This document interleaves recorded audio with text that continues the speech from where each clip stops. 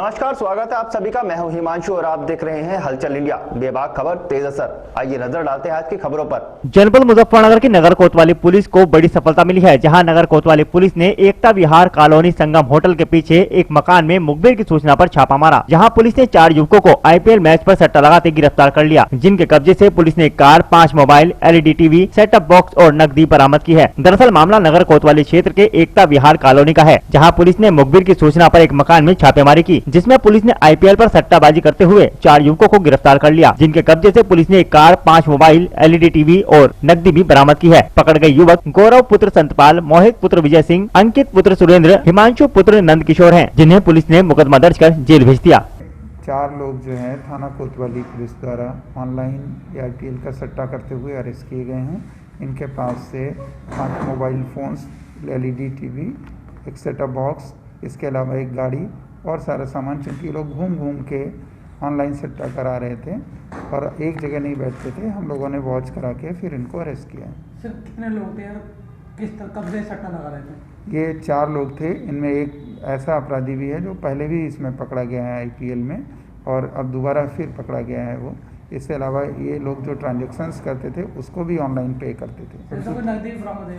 हाँ, 10,800 रुपये की नकदी बरामद हुआ है, बट मोस्टली ये सारा ट्रांजैक्शन ऑनलाइन ही करते थे। सर आप पकड़े कहाँ से गए हैं? आज एकता विहार से पकड़े गए, लेकिन अलग अलग जगह करते थे। इससे पहले रामपुर तिराहे पे भी थे। ये डेली अपना मैच और अलग अलग जगहों पे चेंज कर देते थे। सर कितने दिन से काम करते हैं? ये तो लास्ट अभी जो जब से शुरू हुआ आईपीएल तभी से बता रहे थे। सर अकाउंट्स की कुछ जानकारी ली गई है? बैंकों में कितने ट्रांजैक्शन? नहीं, अभी तो देखिए अरेस्टिंग हुआ है, वो सारे डिटेल्स करेंगे। ऑनलाइन अकाउंट्स मिल गए हैं और सारी चीज़ें जो मिले हैं उनसे मोबाइल नंबर्स मिल गए हैं जिनसे लोग लगाते थे। सर कोई बड़ा नाम आया? नहीं, बड़ा नाम से मतलब ये है कि जो इनका डब्बा है लगाने वाला उसका भी आ गया है, उसमें से लोग अरेस्ट भी हो गए और बाकी ये विवेचना का सब्जेक्ट। सर नंबर ऑफ जो कस्टमर इनकी कुछ असर पता लग पाई अनुमान कितने लोग? हाँ, जो अभी तक आया है वो 3-4 दर्जन के बीच में संख्या है उनकी, जो लोग कनेक्ट हो जाते हैं, मोबाइल पे ही कनेक्ट रहते हैं।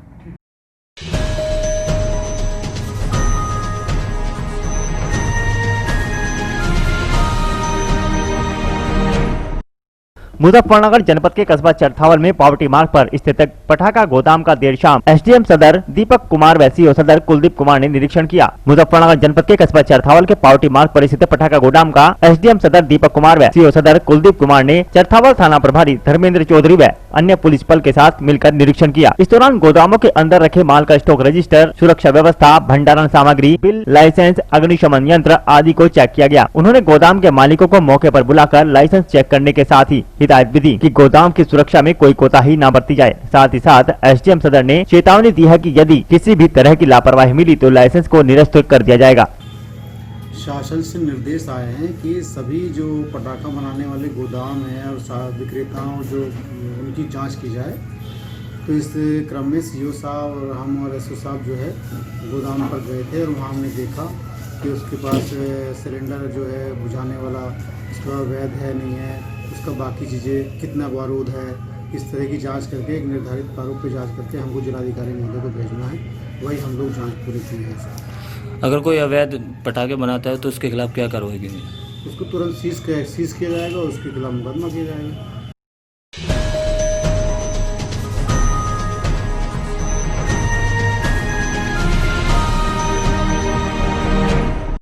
मुजफ्फरनगर जनपद के कस्बा चरथावल में देर शाम करवा चौथ के त्योहार की पूर्व संध्या पर एसडीएम सदर दीपक कुमार व सीओ सदर कुलदीप कुमार ने भारी पुलिस फोर्स के साथ मिलकर चरथावल कस्बे में पैदल गश्त किया। इसके अलावा बाजारों में पहुंचकर वहां की सुरक्षा व्यवस्था का भी जायजा लिया गया। सीओ सदर कुलदीप कुमार ने बताया कि कल करवा चौथ के त्योहार को मद्देनजर रखते हुए चरथावल कस्बे में पैदल गश्त किया गया है, क्योंकि करवा चौथ की पूर्व संध्या पर महिलाएं ब्यूटी पार्लर में मेहंदी लगवाने व बाजारों में खरीदारी करने आती है। महिलाओं की सुरक्षा को पुख्ता करने के उद्देश्य से बाजारों में पैदल गश्त किया गया है। साथ ही चरथावल कस्बे को 4 जोन में गया है। हर जोन में एक सब इंस्पेक्टर की ड्यूटी लगाई गई है। महिलाओं की सुरक्षा सर्वोपरि है। ये चूंकि कल करवा चौथ का त्यौहार भी है, उसी को मद्देनजर रखते हुए एसडीएम सदर महोदय और हम लोगों ने जॉइंट एक अभियान आज चलाया था, जिसमें मास्क की चेकिंग भी की गई है। और जो महिलाएं त्यौहार को मद्देनजर रखते हुए, आज चूँकि मार्केट में काफ़ी महिलाएं हैं, मेहंदी लगाने का भी आज कार्यक्रम होता है, मेहंदी भी लगवाती हैं ज़्यादातर, अधिकतर महिलाएँ माता बहनें। उनकी सुरक्षा को देखते हुए काफ़ी समय हम लोगों ने पैदल गश्त किया है मार्केट में। उनकी सुरक्षा को देखते हुए। और हमारी जो एंटी रोमियो टीम है वो भी लगातार सादे में भी और वर्दी में भी वो लगातार क्षेत्र में बनी हुई है, मार्केट में लगातार गश्त कर रही है ताकि कोई अप्रिय घटना ना होने पाए। आगामी त्यौहार के लिए पुलिस की क्या तैयारी है? हम लोगों की तैयारी है, कल भी हम लोगों ने पूरे थाना क्षेत्र को 4 सेक्टर में बांटा है, खासकर कस्बे को, और चारों सेक्टरों में एक एक सब इंस्पेक्टर उसका प्रभारी होगा, उसमें महिला पुलिस भी रहेगी। और ये लगातार दीपावली तक इसी तरह लगातार चलेगा, सेक्टर में उसको बांट के, और उनकी जिम्मेदारी तय की गई है अपने अपने सेक्टर में किसी भी प्रकार की कोई छेड़खानी से संबंधित या कोई छिनैती से संबंधित कोई घटना किसी प्रकार की नहीं होनी चाहिए। सख्त निर्देश हैं उसमें, हम लोग खुद भी फील्ड में हैं और लगातार उस पर काम किया जा रहा है। बिल्कुल कोई किसी प्रकार की अप्रिय घटना नहीं होने दी जाएगी।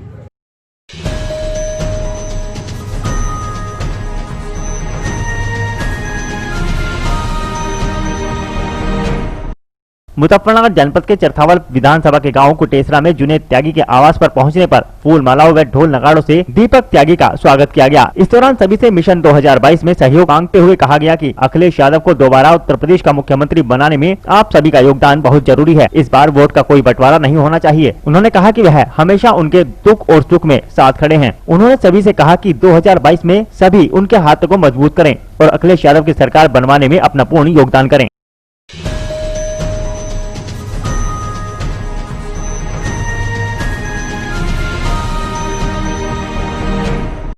मुजफ्फरनगर के रामराज थाना क्षेत्र के टिकोला शुगर मिल के सामने गन्ने से भरे ट्रैक्टर की वजह से जाम की समस्या उत्पन्न हो गई, जिसकी वजह से आने जाने वाले लोगों को भारी परेशानियों का सामना करना पड़ा। आपको बता दें कि शुगर मिल टिकोला के शुरू होने के बाद यहां पर गन्ना किसानों के आने का सिलसिला लगातार जारी है। जहां पर तुलाई के लिए और टोकन के लिए काफी लंबी लंबी लाइनें लग जाती है, जिसके कारण आने जाने वाले लोगों को काफी परेशानियों का सामना करना पड़ता है और ये लंबी लंबी लाइनें सड़कों तक लग जाती है, जिसकी वजह से यात्री हलकान रहते हैं और जाम की समस्या 24 घंटे बनी रहती है।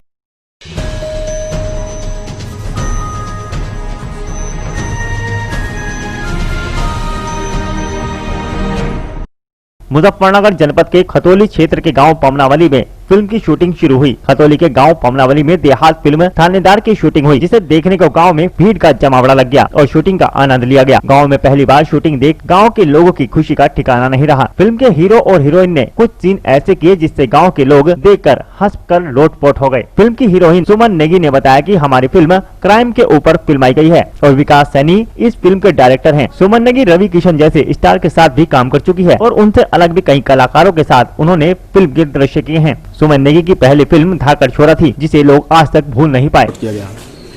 ये थानेदार की फिल्म है और ये फिल्म क्राइम के ऊपर है। विकास सैनी जी इसके डायरेक्टर हैं और कृष्णा म्यूजिक कंपनी की फिल्म है। बलिराम तोमर जी एंड तितोरिया जी इसके प्रोड्यूसर हैं। तो आप इस पिक्चर में क्या खास दिखाया गया है कि किस पर निर्धारित की गई है? ये पिक्चर मेनली क्राइम के ऊपर दिखाया गया, किस तरह क्राइम होता है आज के समाज में और किस तरह पुलिस प्रशासन को भी दबना पड़ता है। क्राइम इतना बढ़ गया है कि पुलिस प्रशासन कुछ भी नहीं कर सकता। ये सब सारी प्रॉब्लम, समाज की जो प्रॉब्लम्स चल रही है वो इसमें दिखाई गई है। मैडम, आपसे पहले कितनी पिक्चरों में काम कर चुके हो आप? धाकड़ छोरा मेरी फर्स्ट फिल्म थी। इसके बाद मैंने काफ़ी रीजनल मूवीज़ की और मराठी फिल्म की, तमिलनाडु की फिल्म की, साउथ की फिल्म की। रवि किशन के साथ भी मैंने काम किया हुआ है। हिंदी फिल्म सुधीर मुखर्जी के साथ मैंने फिल्म की है। इसके बाद भी कोई फिल्म है? हाँ, मैं फिल्म कर रही हूँ जिसके प्रोड्यूसर सुधीर मुखर्जी हैं। फिल्म वाली स्टूडियो की फिल्म है और विकास सैनी जी के साथ काफ़ी सारी फिल्में भी मेरी हैं। मतलब जैसे आपका रोल थानेदारनी का है, अब सरकार ने एक नारी शक्ति अभियान के रूप में योजना बनाई है जी, क्या कहेंगे इसके बारे में? Pardon sir? नारी शक्ति अभियान। जी हाँ, इसी के लिए जैसे आज का योजना बनाई है नारी शक्ति, उसी के बेस पर हमने फिल्म बनाई है। हमारी ये फिल्म जो विकास जी ने मुझे कहानी सुनाई तो मुझे बहुत पसंद आई, क्योंकि उन्होंने बताया कि ये फिल्म मेनली जो नारी को लड़की और लड़का में जो भेदभाव, उस भेदभाव को दूर करने के लिए, समाज को शिक्षा देने के लिए इस फिल्म की कहानी रखी गई है, जिसमें बहुत दिखाया गया है कि लड़का लड़की में कोई फर्क नहीं है। और आज की नारी को, अगर आज की लड़की को एजुकेटेड किया जाए, उसे पढ़ने लिखने की सुविधाएं दी जाए, तो वो समाज में बहुत नाम रोशन कर सकती है, लड़कों से आगे जा सकती है। मैडम, जैसे आजकल की युवतियों के साथ छेड़छाड़ की घटनाएं लगातार हो रही हैं, जी क्या कहेंगे? तो यही कहूँगी, क्राइम बढ़ रहा है और सरकार इसको रोकने का प्रयास भी काफ़ी कर रही है और इसी के लिए हमारी फिल्म जो है शिक्षाप्रद फिल्म है कि क्राइम को किस तरह रोका जाए।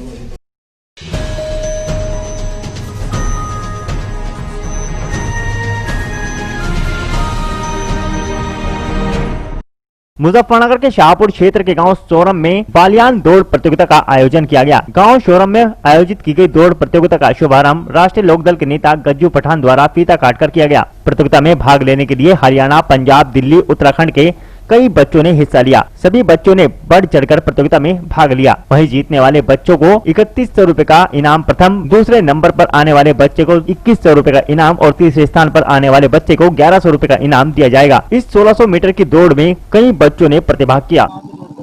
भर्ती का उद्देश्य, ये भर्ती के उद्देश्य से दौड़ कराई है और यहाँ पे बच्चों का उत्साह वर्धन के लिए हमने दौड़ प्रतियोगिता रखी है। बच्चे आएंगे, भाग लेंगे, छोटे छोटे इनाम रखे हैं कि उसके उपलक्ष्य में ही हमने दौड़ प्रतियोगिता कराई। क्योंकि अभी 2021 में भर्ती आएंगी, बच्चे भाग लेंगे, उनमें उनकी तैयारी के लिए दौड़ प्रतियोगिता आयोजन किया गया। और इसमें यहाँ पर डिस्ट्रिक्ट बागपत, मुजफ्फरनगर और बरेली, हरियाणा, उत्तराखंड से भी बच्चे आए हैं। ये यहाँ प्रथम बार हुआ है, लेकिन आने वाले समय में यहाँ पर हर 6 महीने बाद होगा ये आयोजन।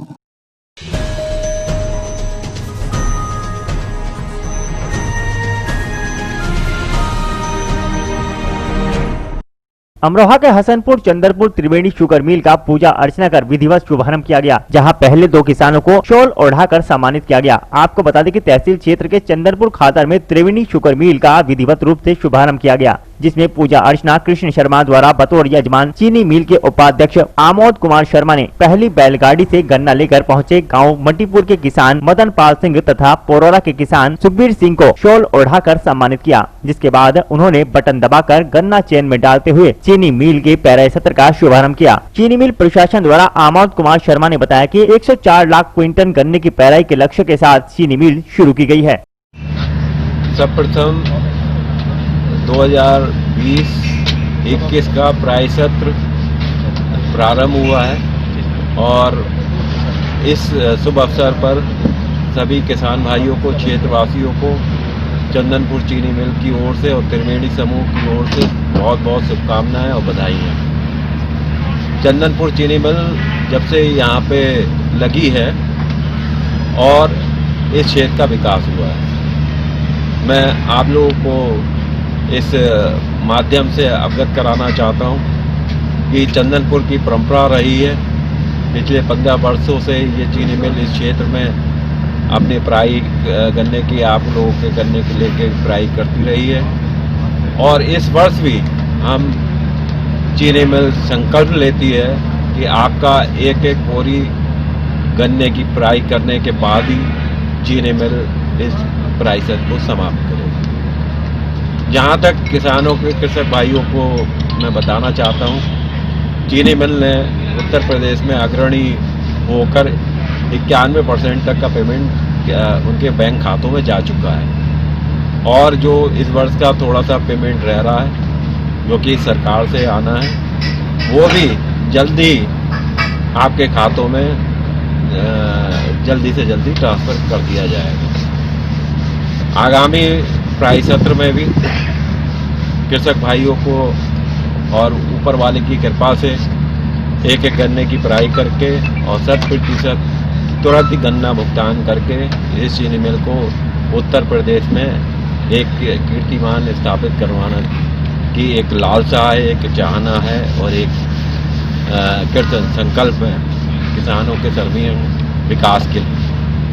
मैं बताना चाहता हूँ कि इस वर्ष चंदनपुर चीनी मिल का पेराई लक्ष्य 104 लाख कुंटल है और मुझे उम्मीद है कि हम लोगों ने इस बार चीनी मिल की कैपेसिटी बढ़ाई है, तो बहुत उम्मीद है कि हम 15 मई तक समस्त गन्ना एक एक पेराई करके और चीनी मिल को समाप्त कर लेंगे और 104 लाख कुंटल गन्ना क्रश करेंगे।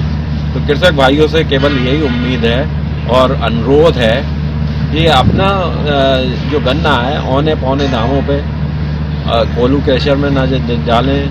और जो बेकार सी चीनी मिल है, मैं नाम नहीं लेना चाहूँगा, जिन्होंने 2004 तक का पेमेंट गन्नों को भुगतान नहीं किया है, वहाँ पे लोग गन्ना मुझे संज्ञान में आया और देखा है मैंने कि वो लेके जा रहे हैं। ऐसा क्यों कर रहे हैं? आपने गन्ने की पूरे साल आपने गन्ने को सींचा है, तो आप ऐसा क्यों करते हैं कि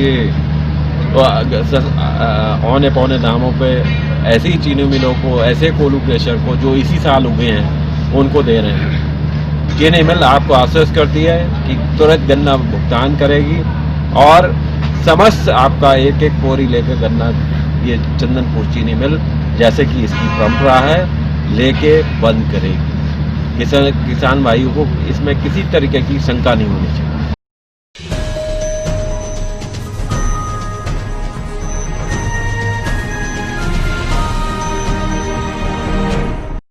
अमरोहा के हसनपुर में मुस्कान नर्सिंग होम में बड़े अबॉर्शन के बाद ब्लड चढ़ाने से विवाहिता की मौत हो गई, जिससे कोहराम मच गया और सैकड़ों की भीड़ जमा हो गई। आपको बता दें कि नगर के टू मुस्कान नर्सिंग होम में गुरुवार को गंगेश्वरी ब्लॉक के गांव करणपुर खादर की रहने वाली लीलावती पत्नी हरिओम प्रसव पीड़ा के दौरान भर्ती हुई थी, जहां बगैर सर्जन चिकित्सकों ने बड़ा ऑपरेशन कर दिया, जिसके बाद प्रसूता ने शिशु रूपी कन्या को जन्म दिया। वहीं प्रसूता की सास कलावती ने बताया कि पहले डॉक्टरों ने ब्लड चढ़ा दिया, जिसके बाद बीती रात्रि ब्लड चढ़ाने के लिए उसे जबरदस्ती पैसे लिए गए। उसके लाख मना करने के बावजूद भी चिकित्सकों ने प्रसूता को ब्लड चढ़ा दिया, जिसके बाद नकली ब्लड चढ़ते ही प्रसूता की हालत बिगड़ गई और आनन फानन में उसे मेरठ रेफर कर दिया गया, जहां प्रसूता की मौत हो गई। वहीं परिजनों ने जंग पर हंगामा किया। मौके पर पहुंची पुलिस ने सुरक्षा व्यवस्था के लिहाज से हंगामा शांत करा दिया। जैसे इन्होंने मैंने कही जो तुम्हारी समझ में हो तो ऑपरेशन करियो, अन्य मैं तो अपनी को ले जाऊंगा ना, ऑपरेशन करन दो, वो ऑपरेशन करन दो, मन की ऑपरेशन मत करो, तुम्हारी समझ में ना आए तो। फिर चलो इन्होंने ऑपरेशन भी कर, फिर इन्होंने ऑपरेशन पे एक पन्नी चढ़ाई खून की, तो चलो जब शांति रही मेरी, मैं बोली भैया तुम अम्मा चढ़ाइयो खून मत चढ़ाइयो, मेरी जिठानी तुम कहना खून लाएगा तो भी खून लाएगा तो नहीं निकाल के अलग कर, तो मैं निकाल के अलग करोगे तो छुट्टी कर दो, मैं कहीं और आप ले जाऊँ। तो इन्होंने लड़ाई के मुझसे पैसा यहाँ लाई बाहर, तो 500 कम थी 4000 ले, रात को लाई 4000 खून के पूरे। तो मैनू कह रही तुमने 500 रुपये रात मारे फालतू और 4000 फिर मांग रहे थे। मन की कोई समझ में ना, तो तुम ऐसा काय को कर रही हो अंधी। तो बोले कि तू अम्मा जा घर को, हम रात को चढ़ाएंगे खून, रात को चढ़ाएंगे। तो मेरी पे तो इन्होंने पीछे ही खून चढ़ायो, मैं तो पैसा सामने करने गई।